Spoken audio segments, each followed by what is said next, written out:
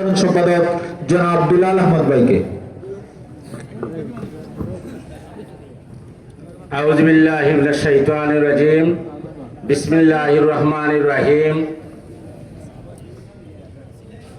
আজকে 12ই ডিসেম্বর আমরা বর্ধিত সভা অনেক দিন হয়ে গেছে। আমরা আজকে বর্ধিত সভার সম্মানিত সভাপতি, উপস্থিত প্রধান অতিথি এবং বিশেষ অতিথি এবং বিভিন্ন ইউনিয়ন থেকে নেতৃবৃন্দ এবং আমার পিতৃতুল্য মুরব্বিয়ান, ছাত্রদল, যুবদল, স্বেচ্ছাসেবক দল, কৃষক দল এবং ব্যবসায়ী বিন্দু, আসসালামু আলাইকুম ওয়া রাহমাতুল্লাহি ওয়া বারাকাতুহু। সম্মানিত উপস্থিতি, আপনারা জানেন আমাদের নেতা মরহুম এবাদুর রহমান চৌধুরী সাহেব যখন নির্বাচন করেছিলেন অবশ্যই বিপুল ভোটে আমাদের নেতা এবাদুর রহমান চৌধুরী পাস করেছিলেন, কিন্তু এবাদ ভাই কত পয়সা আল্লাহ মানুষ কিন্তু আসলে আসলেন।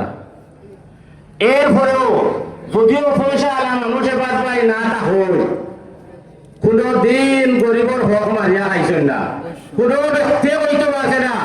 তত্ত্বাবধায়ক সরকারের যে রুলিং দিছে, রুলিং কিন্তু আমরা এবার বাইরে কোনদিন কোন দুর্নীতির দর্ত আছে না। সম্মানিত উপস্থিতি, মিঠু ভাই আমরা প্রধান অতিথি এবং আমরা জুড়িবর লেখার এমপি। মিঠু ভাই এমন এক মানুষ, শিল্পপতি অবশ্যই আপনারা সবাই জানেন, ইচ্ছা করলে মিঠু ভাইয়ে সোনার চামচ মুখে লইয়া অন্যান্য দেশও গিয়া ভাগাইতে পারতাম, কিন্তু আপনারা জনগণের লাগিয়া মিঠু ভাই দিন রাত পরিশ্রম করেন, দিন রাত পরিশ্রম করিয়া আপনারা লাগিয়া চাইলে আপনারা সেবা করার লাগিয়া গ্লাসে যদি পানি ভরা থাকে, এই গ্লাসে আর পানি দিলে গ্লাসে আর খাইবা নেই। আর মিঠু ভাইয়ের পেট ভরা আছে, যেটা পানির বোতল ভরা, এই অবস্থা তান পেট ভরা যা দিবা সরকার থাকি যা আমরা কিন্তু পাইয়া পাইয়া সারা আমরা রুখে পড়বা ইনশাল্লাহ। আপনারা আমরা মিঠু ভাই লাগে বিশেষ করিয়া মিঠু ভাই লাগে আপনারা কাম করবা। আর মিঠু ভাই বই নাই, রাজপথ চালি নাই, এটা কিন্তু আমরা স্লোগান নাই। আমরা স্লোগান প্রত্যেকটা বাড়িয়ে প্রত্যেকটা গ্রামে, প্রত্যেকটা বাড়িয়ে, প্রত্যেকটা মানুষের কাছে আমরা অন্ততকে যাইতাম। আর ওরা আমরা আইলাম, আইয়া কতজন বইয়া আর এরপরে আর কোনো খোঁজ খবর নাই, কারোর লোক যোগাযোগ করলাম না, কিচ্ছু করলাম না। এই জিনিস কিন্তু আমরা থাকতে পারতো না। ইনশাআল্লাহ আমরা প্রত্যেকে যদি আমরা চেষ্টা চালিয়ে যাই, বিপুল ভোটে আমরা মিঠু ভাইরে জয়যুক্ত করতাম পারবো। আপনারা সবার অভাব অনটন ইনশাআল্লাহ দূর হইব।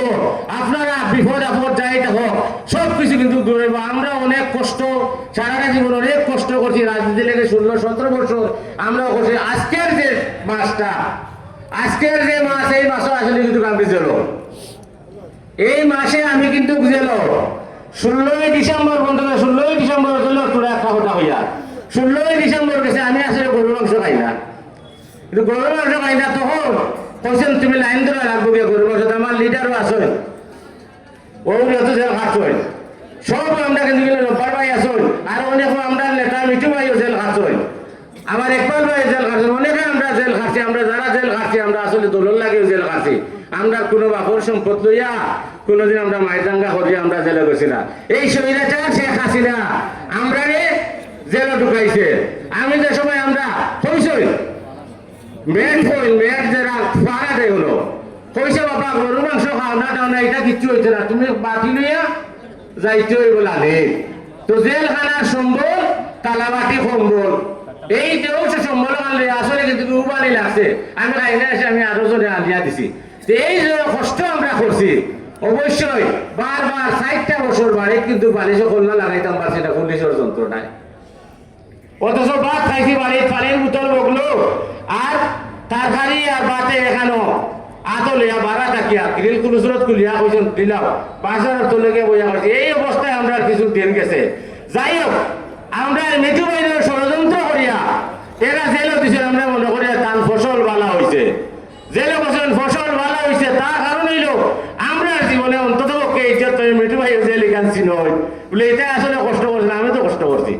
এর কারণে আপনি আমরা বিশেষ করিয়া আমাদের ইউনিয়নের নেতা এবং কর্মী মুরব্বিয়ান জেলেও থাকবো, সবার লাগে আপনি দোয়া করবা ইনশাআল্লাহ।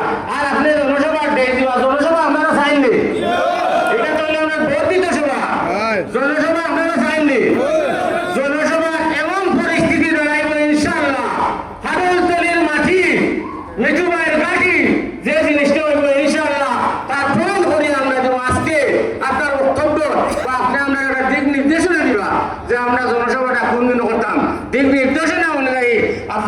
কথা এবং তার নির্দেশনা আমরা মানিয়া চলব এই বলে আমার বক্তব্য শেষ করলাম। খোদা হাফেজ। বাংলাদেশ জিন্দাবাদ, বাংলাদেশ জাতীয়তাবাদী দল জিন্দাবাদ, ম্যাডাম খালেদা জিয়া জিন্দাবাদ। আসসালামু আলাইকুম। ম্যাডাম খালেদা জিয়া দোয়া করবেন। আসসালামু আলাইকুম। তারেক রহমান জিন্দাবাদ।